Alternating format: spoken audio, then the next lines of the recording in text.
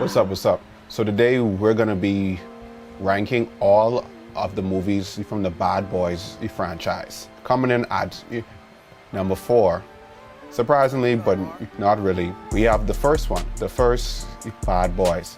This movie is a childhood favorite of mine. I think the beauty of this movie is just a simple buddy cop movie, but with black people in it.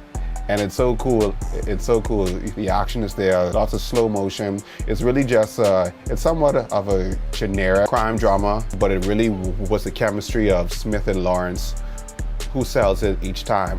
And I gotta give it, yeah, and that's why it's number 4. Now, when I put it at number 4, that doesn't mean that it's a bad movie. It's more so just a compliment to the sequels.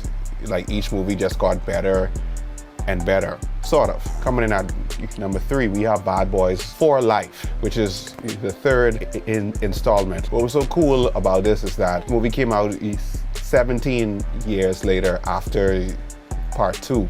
And it just was a question, does Will Smith and Martin Lawrence still have the juice?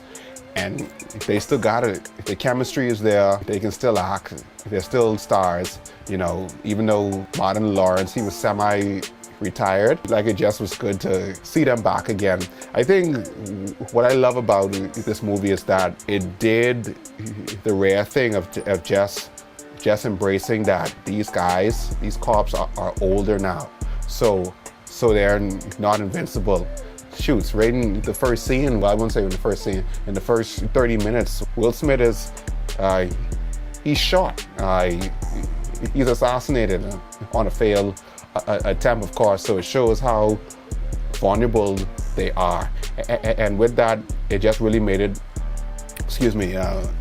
more believable, because these guys are pushing 60. And it's like, yes, if they can get beat, they can truly get beat, but it shows how they still use their wits as cops, and no matter how old they are, they won't go down without a fight.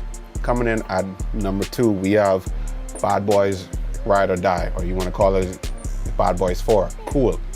So Ride or Die was coming off the strength of the previous one, For Life, and it just took it to a next level.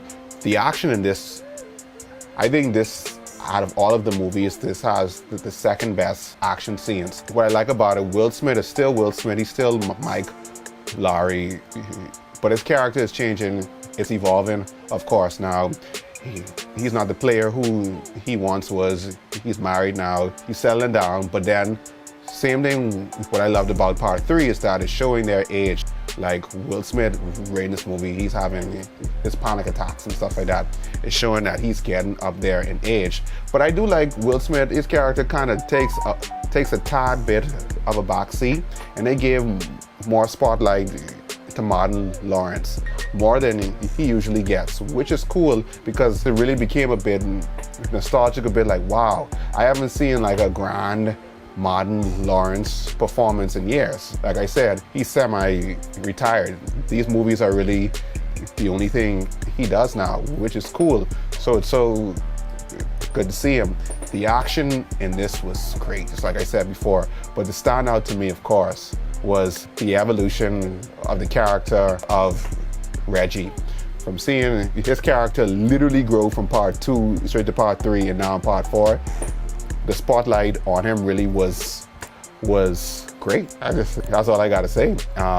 When I watched it right in theaters, the whole crowd, lots of black people, of course, it was like, go Reggie, go Reggie, go Reggie, go Reggie. And I'm like, yep, this is it. This is it. No surprise. Coming in at number 1 is Bad Boys 2. When people think of Bad Boys, this is the first movie they think of. This movie is literally in the prime of their career. I kid you not. Not just Will Smith them, but Michael Bay too. This movie is, when they think of Bad Boys, they think of this movie because this takes it to a whole other level. Everything is excessive and they be doing the most in this. From the cursing, the action, of course. That highway scene right on the bridge is one of the best car chases of all time. Like, they be doing the most in this. Like, this movie don't give a fuck. This movie is probably offensive too. I don't care. This is just a grand movie, and it ages well, because like I've never seen nothing on this level. This is the movie where don't give a fuck. Like, I'll give it credit rating. The later sequels, they delve more into growing their characters and families and blah blah blah. This movie don't care. These are two young men and they are bad boys. And also Gabrielle Union, she was hot in this. Like she was gorgeous in this. They didn't care about this movie. They had 3 to 4 car chases in this, but the chemistry of Will Smith and Martin Lawrence, it still sells it, it still holds. Like sometimes I thought, I'm like, is this really scripted, or like they just running on? The jokes land in this, the acting was there, the action was believable too. Like they truly become bad boys in this, and they just didn't care. They were good cops who did bad things to get their way, and I totally enjoyed it. And to this day, I still watch this movie.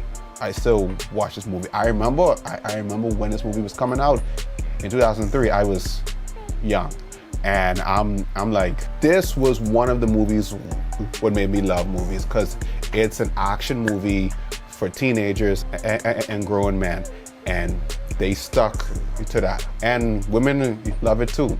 Lots of families too. This movie is perfect. And yeah, and that's it.